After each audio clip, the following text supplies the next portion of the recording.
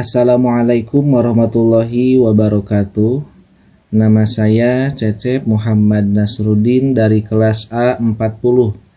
Dalam kesempatan kali ini saya akan menjelaskan tentang sejarah peradaban Islam pada masa klasik, pertengahan, dan modern sebagai salah satu tugas dari mata kuliah Sejarah Peradaban Islam.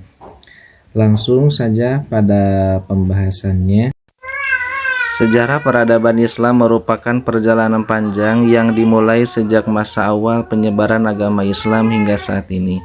Peradaban ini dapat dibagi menjadi 3 periode utama: klasik, pertengahan, dan modern. Setiap periode memiliki karakteristik dan kontribusi yang unik terhadap perkembangan budaya, ilmu pengetahuan, dan masyarakat. Masa klasik dimulai setelah Nabi Muhammad SAW wafat pada tahun 632 Masehi.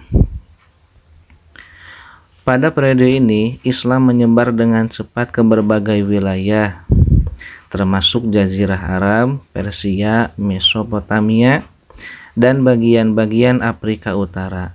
Khalifah pertama Abu Bakar memimpin ekspansi ini dengan mengkonsolidasikan kekuasaan dan mengatasi berbagai pemberontakan.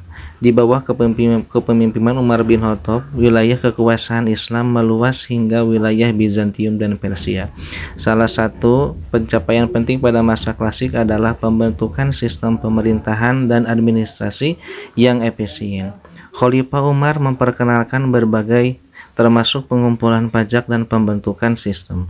Hal ini memungkinkan stabilitas politik dan ekonomi yang mendukung perkembangan peradaban Islam. Di bidang ilmu pengetahuan, masa klasik juga ditandai dengan kemajuan yang signifikan. Para ilmuwan muslim seperti Al-Khwarizmi dan Ar-Razi berkontribusi dalam bidang matematika, astronomi, dan kedokteran. Al-Khwarizmi misalnya dikenal sebagai Bapak Aljabar dan karyanya menjadi dasar bagi perkembangan matematika di Eropa. Perkembangan budaya juga sangat pesat pada masa ini. Sastra Arab berkembang dengan pesat dengan munculnya karya-karya besar seperti 1001 Malam.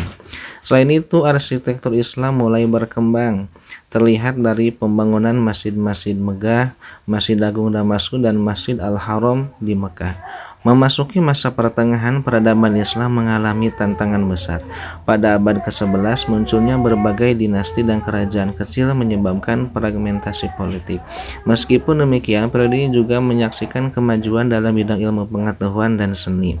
Meskipun dalam konteks yang lebih fragmentasi, salah satu tantangan terbesar pada masa pertengahan adalah invasi Mongol yang terjadi pada abad ke-13.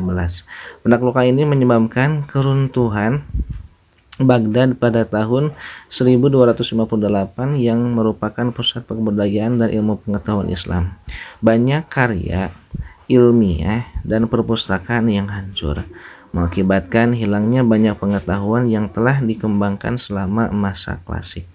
Namun, meskipun mengalami kemunduran, beberapa wilayah Islam tetap menjadi pusat pembelajaran. Di Andalusia misalnya, kota Cordoba menjadi pusat ilmu pengetahuan dan budaya, di mana para ilmuwan Muslim dan Yahudi bekerja sama dalam mengembangkan berbagai disiplin ilmu. Ini menunjukkan bahwa meskipun ada tantangan, semangat intelektual tetap hidup. Masa modern dimulai pada abad ke-19 dan 20 ketika negara-negara muslim mulai berinteraksi lebih intens dengan dunia barat. Kolonialisasi oleh kekuatan Eropa membawa perubahan besar dalam politik dan ekonomi di banyak negara muslim. Namun, interaksi ini juga memicu kesadaran akan pentingnya reformasi dan modernisasi. Reformasi Islam muncul sebagai respon terhadap tantangan yang dihadapi oleh umat Islam.